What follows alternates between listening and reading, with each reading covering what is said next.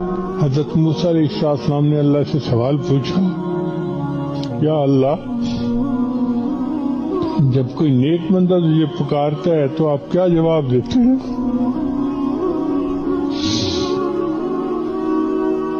اللہ تعالیٰ نے فرمایا، میں کہتا ہوں لبیک۔ پھر پوچھا، اللہ جب کوئی گناہگار پکارتا ہے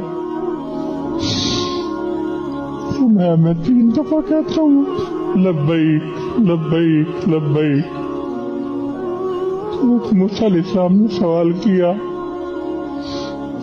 یا اللہ، نیک بندے کو 1 دفعہ لبیک اور برے بندے کے، گناہگار بندے کے پکارنے پر 3 مرتبہ لبیک۔